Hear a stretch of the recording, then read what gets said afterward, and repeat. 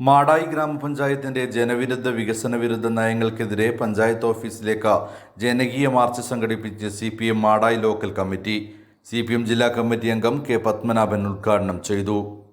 കാണിക്കുന്ന അവഗണന അവസാനിപ്പിക്കുക തുടങ്ങിയ മുദ്രാവാക്യങ്ങൾ ഉയർത്തിപ്പിടിച്ചുകൊണ്ട് CPM മാടായി ലോക്കൽ കമ്മിറ്റി സംഘടിപ്പിക്കുന്ന ജനകീയ മാർച്ച്, പഞ്ചായത്ത് ഓഫീസ് മാർച്ച് കടന്നു വരികയാണ്. മാടായി ഗ്രാമപഞ്ചായത്തിലെ പൊട്ടിത്തകർന്ന റോഡുകൾ ഗതാഗത യോഗ്യമാക്കുക, MLA അനുവദിച്ച ഹൈമാസ്റ്റ് ലൈറ്റുകൾ സ്ഥാപിക്കാൻ അനുമതി നൽകുക, വെള്ളക്കെട്ടുകൾക്ക് ശാശ്വത പരിഹാരം കാണുക, സമഗ്ര ശുചിത്വ പരിപാലന പദ്ധതി നടപ്പാക്കുക, തൊഴിലുറപ്പ് പദ്ധതിയോട് കാണിക്കുന്ന കടുത്ത അവഗണന അവസാനിപ്പിക്കുക തുടങ്ങിയ ആവശ്യങ്ങൾ ഉന്നയിച്ചാണ് CPM Madayi local committee panchayat ഓഫീസിലേക്ക് ജനകീയ മാർച്ച് നടത്തിയത്.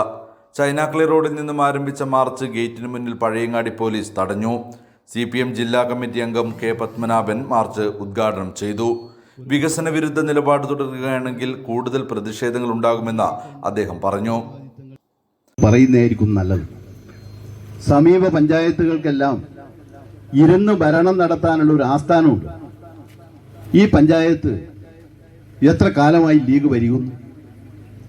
കേരളത്തിൽ എത്ര കാലം ലീഗിന്റെ മന്ത്രിമാർ പഞ്ചായത്ത് മന്ത്രിമാരായി,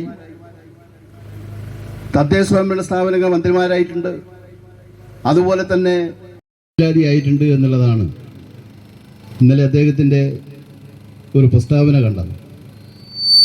സാധാരണ ഞങ്ങൾ ഈ മാർച്ചിൽ എന്താണെന്ന് പറയുന്നത് എന്ന് കെട്ടിട നികുതിയും മറ്റു ഫീസുകളും V Vinod, K Vinod, OV Raghunath, OK Ratheesh തുടങ്ങിയവർ മാർച്ചിന് നേതൃത്വം നൽകി. News bureau, Pazhayangadi.